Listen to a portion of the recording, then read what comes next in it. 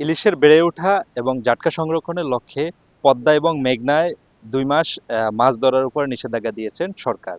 তারই ধারাবাহিকতা লক্ষ্মীপুরের রামগতির আলেকজান্ডার থেকে চাঁদপুরের ষাটনল পর্যন্ত মেঘনায় অবস্থান মৌসুমে সব ধরনের ইলিশ সহ মাছ ধরা নিষেধাজ্ঞা রয়েছে। এই নিষেধাজ্ঞা বাস্তবায়নে আগেই একদিন আগেই তারা নদী থেকে তাদের নৌকা এবং জাল নিয়ে ডাঙায় ফিরেছে জেলেরা। তবে জেলেদের সাথে আমি কথা বলে যতটুকু জানতে পেরেছি যে তারা এই নিষেধাজ্ঞার আগেও তারা নদীতে সেই পরিমাণে মাছ পায় নাই। নিষেধাজ্ঞার পরে এখন তারা মাছ না, প্রথম দিনে তারা ডাঙ্গায় তাদের নৌকা এবং জাল মেরামতের কাজে ব্যস্ত সময় পার করছেন। তাদের ভিতরে একটা আক্ষেপ রয়ে গেছে, সেটা হচ্ছে যে তারা সরকারের নিষেধাজ্ঞা মানলেও তাদেরকে যে সরকারি সহায়তা দেওয়ার কথা এখনো পর্যন্ত তারা পায় নাই।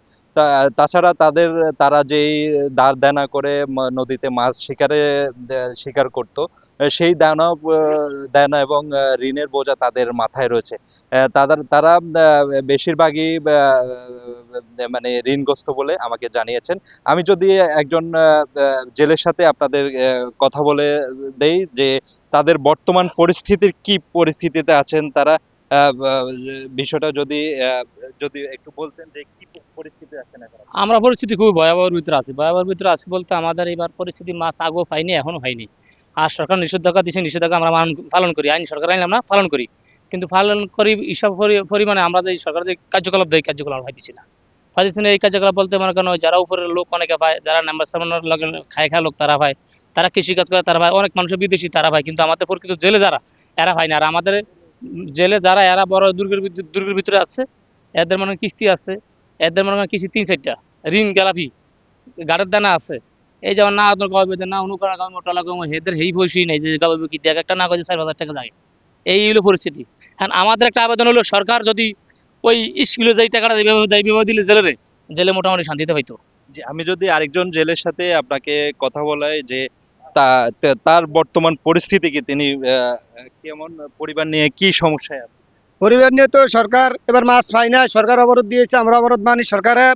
তারপর অনেক কষ্টের ভিতরে আছি, মাছগুলা তো এবার ভাই না, তারপরে সরকার অবরোধ দিছে। অন মেলা কষ্টের ভিতরে আছি, কেমনে চলুম কেমনে খামো, অনেক খুব লাঞ্ছনের ভিতরে ভরে গেছি। কিস্তি কেমনে দিম, ছেলেমেয়েরা টাকা ভাড়া কি আর টাকা পয়সা কেমনে দিম, বেতনের দিতাম না, মেলা কষ্টের ভিতরে আছি।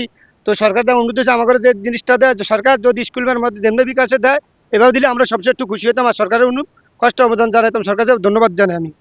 জি, আমাকে যেমনটা জানিয়েছেন জেলেদের যেই ভাষ্যমতে যে তাদেরকে যে সহায়তা দেওয়া হচ্ছে সেই সহায়তা যদি স্থানীয় চেয়ারম্যান মেম্বারদের মাধ্যমে দিতে গেলে বিভিন্ন অনিয়মের শিকার হয়, তারা এই সরকারি সহায়তা থেকে বঞ্চিত হয়। তাদের দাবি হচ্ছে বিভিন্ন ব্যাংকিং এর মাধ্যমে সরাসরি তাদের মোবাইল ব্যাংকিং এর মাধ্যমে তাদের এই সহায়তার আওতায় আনার কথা জানিয়েছেন।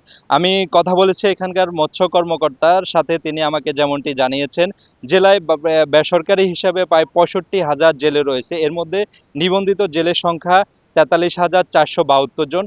আর বিজিএফ এর আওতায় রয়েছে প্রায় 28,000 জেলে। আর এই পর্যন্ত বরাদ্দ এসেছে 2,000 আর মেট্রিক টন চাল, বিজিএফ এর চাল বরাদ্দ এসেছে। আগামী 15 দিনের মধ্যে সেই সব চাল 80 কেজি করে জেলেদের কাছে বন্টন করা হবে বলে জেলা মৎস্য কর্মকর্তা জানিয়েছেন। তিনি আমাকে আরো জানিয়েছেন যে জেলে এই 2 মাস, মার্চ এপ্রিল 2 মাস জেলে পাড়াগুলোতে প্রাণ চাঞ্চল্য বিরাতে মেঘনার পাড় এলাকায় বিভিন্ন খেলাধুলা এবং বিনোদন সহ বিভিন্ন বিনোদনের আয়োজন করা হবে বলে জেলা মৎস্য বিভাগ থেকে জানিয়েছেন। তবে তিনি আরও জানিয়েছেন যে জেলা মৎস্য বিভাগ থেকে সহ এবং পুলিশ এবং কোস্টগার্ডের সহ তারা যৌথভাবে টাস্ক ফোর্স গঠন করে নদীর বিভিন্ন এলাকায় তারা অভিযান পরিচালনা করছেন বলে জেলা মৎস্য বিভাগ থেকে জানানো হয়েছে। এ ছিল লক্ষ্মীপুর থেকে অভয়াশ্রম মৌসুমের সর্বশেষ তথ্য।